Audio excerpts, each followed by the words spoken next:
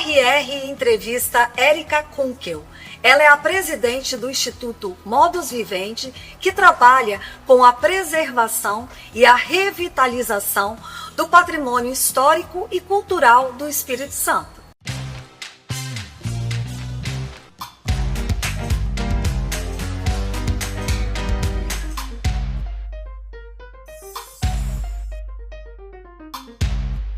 Bem-vinda, Érica. Uma honra ter você aqui comigo nesse mês internacional da mulher. Uma mulher que fez tanto pelo Estado nos últimos anos, desde a criação do Instituto, né, Modus Vivendi, que você me falou que foi lá em 2008, é isso? Sim, isso mesmo. Então, e a gente, como que vocês estão vendo aqui, ó, quem está nos vendo de casa, nós estamos num cenário muito especial hoje. É o Teatro Carlos Gomes. Ele, no fim do ano passado, foi entregue aos capixabas, totalmente restaurado. E estamos aqui com a dona deste restauro, que é a Érica. Então, Érica, eu queria começar falando um pouquinho como é que foi esse trabalho dessa nova cara que o teatro ganhou. Fala pra gente. Eu queria agradecer primeiro, né, a oportunidade de estar aqui com você, montando a história, contando a história do teatro.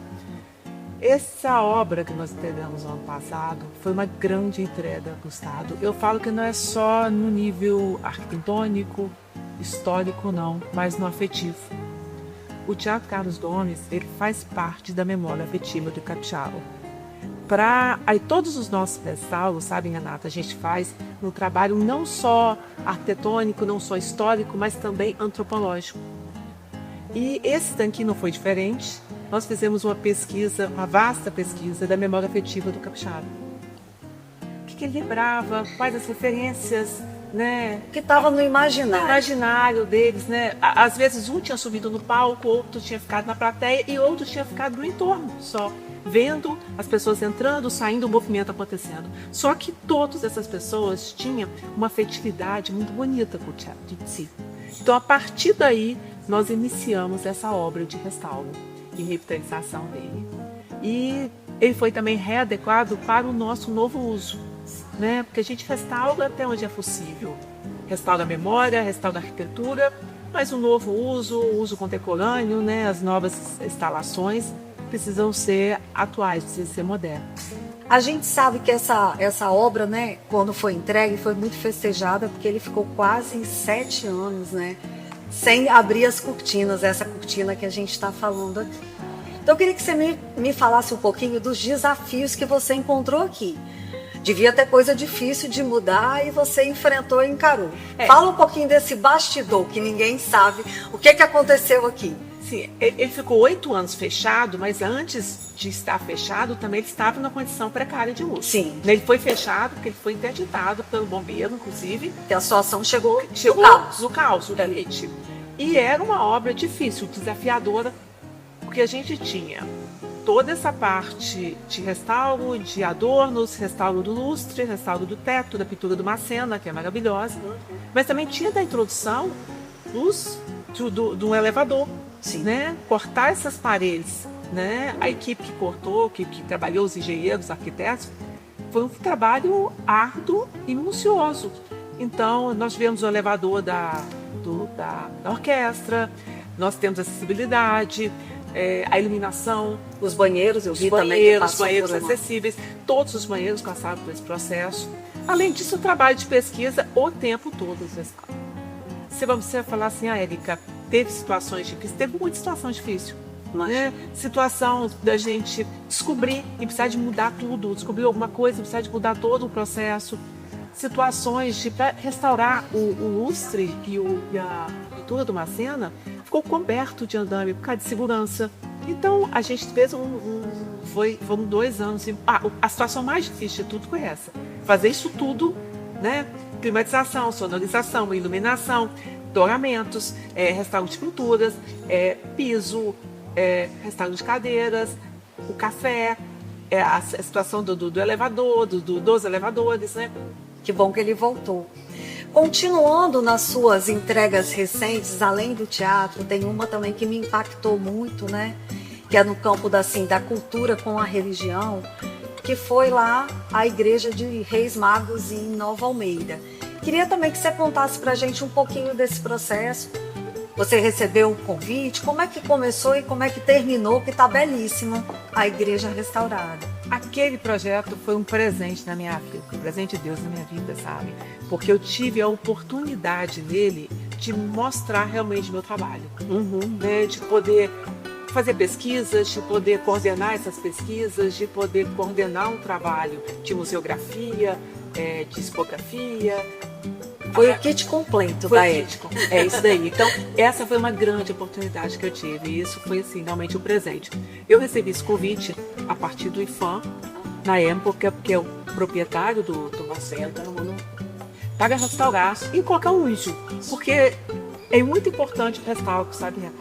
Só que mais importante que o restauro é o uso. É isso. Porque se você não tem o uso do monumento, você restaura, daqui a um tempo você tem que restaurar.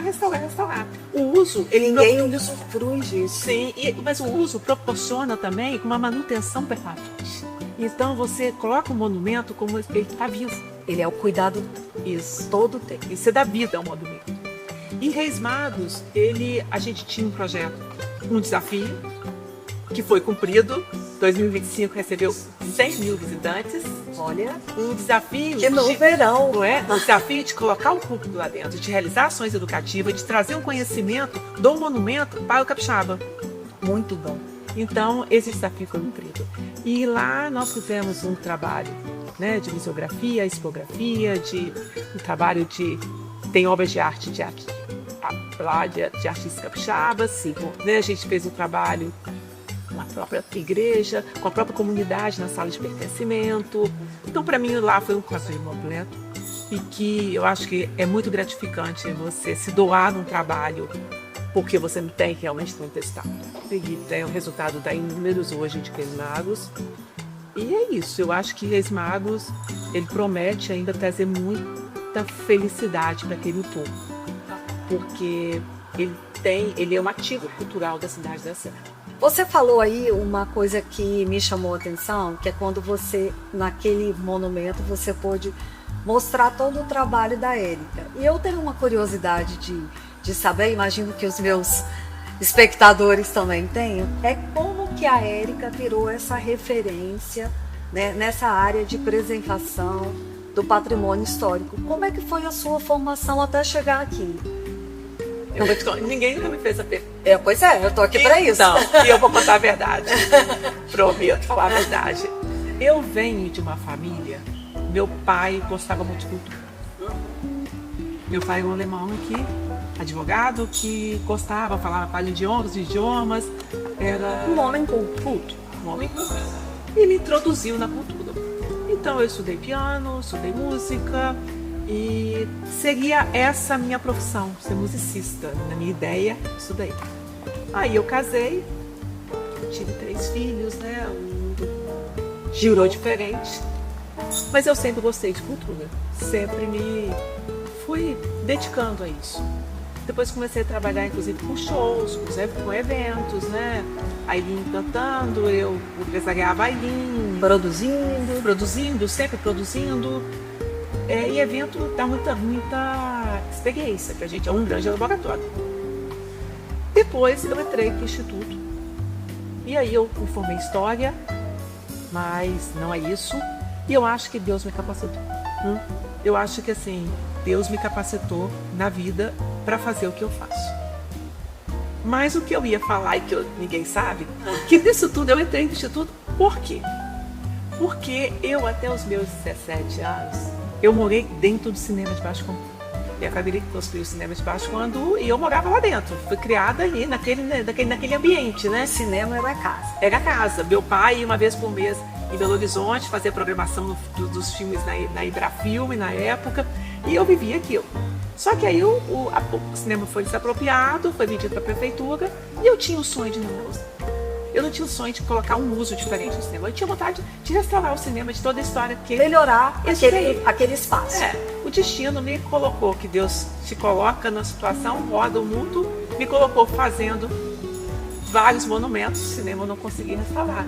Mas me deu satisfação todos os outros também, entende? Que bom. O cinema foi um embrião. Foi um embrião. Eu acho que é isso. Através da história do cinema Adorei que eu entrei, essa história. Deus me capacitou para os outros. que eu acho que era essa a minha missão.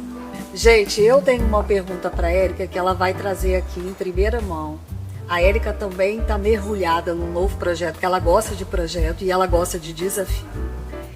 Vem aí o primeiro circuito jesuítico do Espírito Santo, que promete ser o maior do Brasil. Então a Érica vai contar aqui pra gente, no RR Entrevista, o que é um circuito e quando que a gente vai ver ele já aí nessa pista do Espírito Santo. O roteiro jesuítico do Espírito Santo é o maior e melhor roteiro em pé do Brasil. Nós temos monumentos aqui que contam essa história do Brasil colônia. Né? A gente tem uma história que eu acho que é uma história que vai atrai turistas até fora do Brasil. A gente tem recebido lá em Reis Magos e isso é um laboratório para a gente desse roteiro. Esse roteiro é um roteiro que vai do Santuário de Anchieta, passando por Araçatiba, que é vai ser um grande centro de interpretação da grande fazenda de Araçatiba e Viana, passa pelo Palácio Anchieta e termina em Reis Magos. Então a gente tem 137 quilômetros que vai entre a área rural, praias, a capital, né, que a gente fala da capitania, e vai contar toda essa história. Isso a gente está fazendo parceria com o Sebrae, parceria com as prefeituras. A gente vai ter site, aplicativo, vai ter produtos sendo vendidos desse roteiro. O artesanato Artesanato, incentivo de artesanato. Eu até mudei o artesanato, eu tirei só artesanato. Mudei o nome para Arte Sabe, onde que a gente está trabalhando o artesanato e a culinária local, da gastronomia local, dentro com a comunidade, criando produtos. Toda essa economia criativa do Estado. E a gente traz uma renda extra para essas pessoas, sabe? A gente incentiva a produção. A gente começa agora também com o roteiro jesuítico, incentivar o empreendedorismo local, onde eu já estou com os contatos com algumas empresas que vão produzir os produtos para vender no roteiro jesuítico, que são pequenos empreendedores locais. Os souvenirs, as lembranças, as camisetas, isso tudo faz parte desse macro projeto. A gente tem um plano diretor desse projeto que a gente já vem estudando há mais de 6 anos. E agora a gente precisava de mais um monumento, porque Araçatiba ficando pronto, a gente já sai inteiro.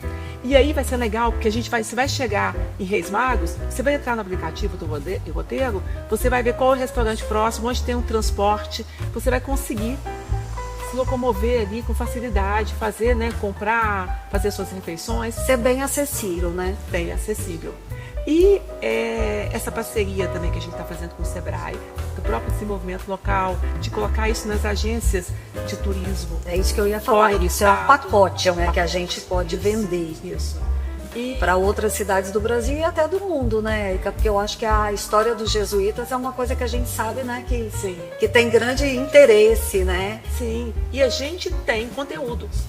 Nós temos conteúdo. Uma fartura boa. Sim, o conteúdo histórico de Reis Magos, de Araçatiba e de Anchieta, do Palácio Anchieta, são conteúdos, por si mesmo, eles já nutrem cada monumento desse. Sim. Então a pessoa vai para Reis Magos, ela passa um dia ali estudando né, tudo que está ali, depois ainda tem um café, a Araçatiba vai ter a mesma condição.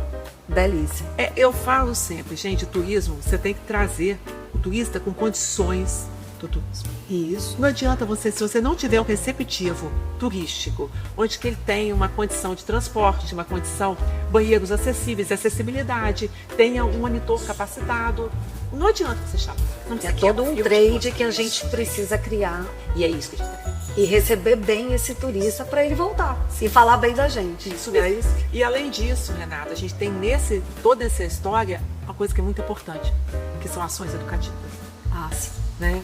Ele produzir isso desde a infância, como se isso. Tudo isso só vale a pena se você deixar um legado, você passar essa mensagem. Né? Hoje o Instituto está no Teatro Carlos Gomes, inaugura, mas os shows, as programações é da Secult, mas nós estamos aqui com uma historiadora fazendo ações educativas. Então isso é muito importante. Eu quero finalizar essa entrevista, já que a gente está no mês da mulher, e a Érica mostrou pra gente que ela é uma pioneira, ela é vanguarda, uma carreira tão bonita. Então eu quero que ela deixe uma mensagem para nós mulheres nesse mês, que não é um mês de comemoração, mas é um mês, né, marcante na história, né, das mulheres que trabalham, que lutam, que brilham em suas carreiras. Então tá com a Érica. Então, você falou tudo, né? Acho que a gente tem que incentivar as mulheres É isso. a lutar, a trabalharem, a terem sua vida. E a minha mensagem para vocês, mulheres, é: vocês podem tudo. É isso aí. RR Entrevista volta em abril. Feliz Dia da Mulher.